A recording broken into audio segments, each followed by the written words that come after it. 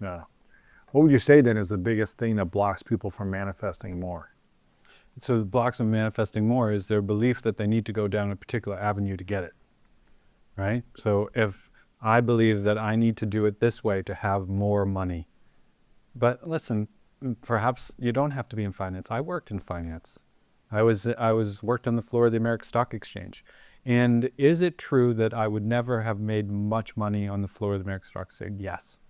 And so I recognized that, but it didn't mean that I wasn't capable of making money. I was able to. I just had to find the right avenue to do it. And so you can have more love, you can have more money, realizing that there's no one reality. It's all subjective. Yeah. You can have whatever reality you want. What do you think is the biggest thing that blocks you from attracting more, manifesting more, and raising your frequency every single day in this moment? That's a great question. What is it that is blocking me? I think that what I'm still working on myself, and the parts of me that I'm still working on that's blocking me, is my clarity, right? Or my real Like on where you're headed or what you want, or no, about I'll take on too many things. I'll take on too many things, and then I'm like, okay, I'm going to be able to do all these things, and now I'm going to have to find people to help me.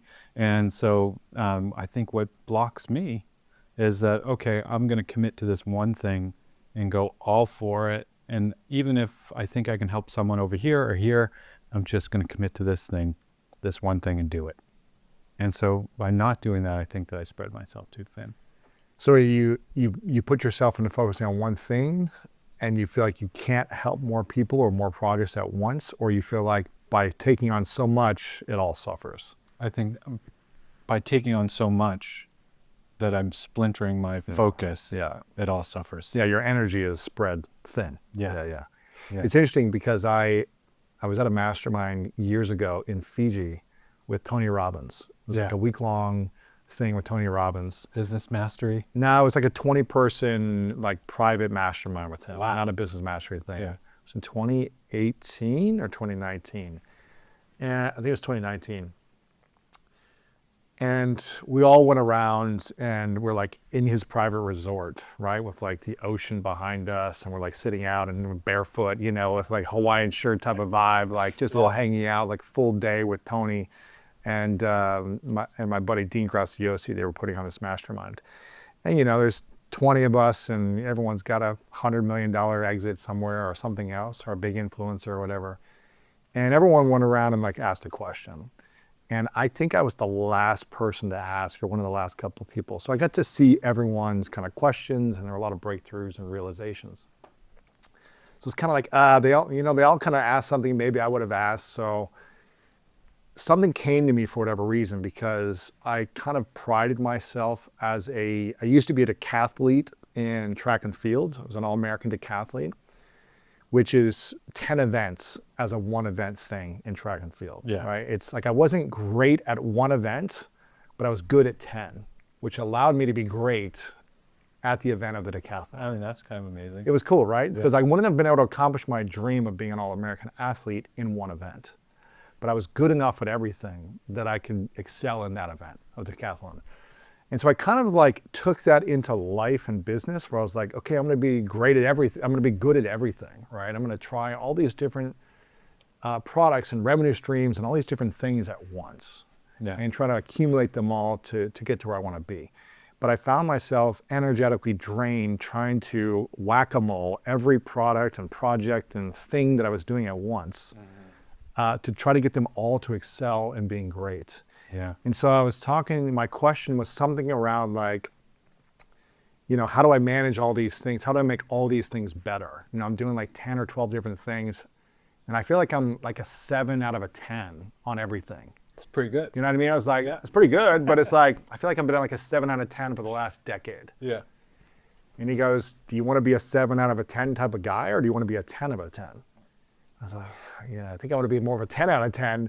He's like, you got to learn to focus your energy on like a couple of things, you know, and really until you get the process and the people in place to accelerate those things, then you could take on something else. Unless you like being a 7 out of a 10. And I was like, no, I just don't like that. Yeah. So it was a few years of eliminating certain big revenue streams that brought in a lot of cash, but kind of drained me energetically or So just smart. pulled away. And I started going all in on more of just the show being the main thing, and everything started to grow, and the impact started to grow as well in that few year transition. So it's not like it all happened overnight and it was like this effortless thing. There was pain, there was loss, there was grief, there was like a letting go of an old identity, Yeah. but an emerging new identity stepping forward, which has its challenges. So it's interesting to think about. But that's where you're at now. You're getting this audience growth and awareness, and so you have more opportunities coming your way. I have more opportunities, and I can't help everyone, although I want to. Of course. And what will help the most amount of people? But there's two things that came up with you said it. Like I've had a chance to work with Tony and Sage, and like there's no one in my better in my. He's great. So that question he asked you was NLP, because it made you think of really the decision and the avenue that you wanted to go down. Mm-hmm. And so that's a really powerful use of allowing your mind to kind of like direct itself with just one simple question. And what's the difference between questions and directives? Directives, if he was to say to you specifically a question that was if you weren't to splinter your energy over there, what would you accomplish? Yeah. Or something like that, right? Yeah. Instead, he could have just said, "Don't splinter your energy. Do this." And you just say, "Okay, well, it's Tony Robbins. I'm going to do what he tells me to do." Yeah. But all of a sudden, you empowered yourself by thinking like, "Oh my God, what could possibly be possible if I didn't do that?" Right? That's why with compliments, it's the same thing. Sometimes people can't take a compliment. Like, you look so your hair is so wonderful. Why is it so hard for people to receive compliments? Because they have that inner voice that says, they're lying. That's not true. I'm not good enough. I looked at myself in the mirror today and I actually hate my hair, whatever it is. But if you say something like, I wonder if you know how good your hair looks today. You say, oh, I wonder if that is true. Okay. All right, I'm thinking about that. And yeah. You know what? I think it does. It has much more of an impact. So as opposed to saying, I love the way your hair looks, or you have great hair today, as opposed to like directing, you have great hair today, or you have great energy today.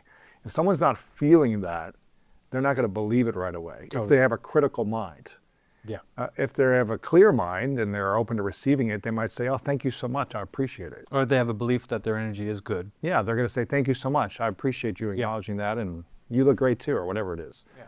But if they're critical, which is probably a majority of people, they are going to deflect or say, no, I'm just kind of having a bad day, but thanks, or whatever. They're going to be dismissive of it first. Yeah, or they're going to say thank you and feel awkward that they got the compliment, or they won't really believe it.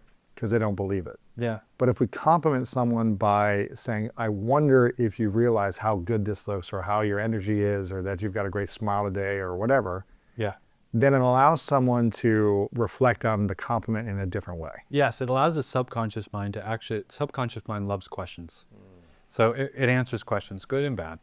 So it will allow it to answer, oh, I wonder, and then, and then you added the positive aspect of it. So it's like, oh, I wonder why that is. Oh, it must be true.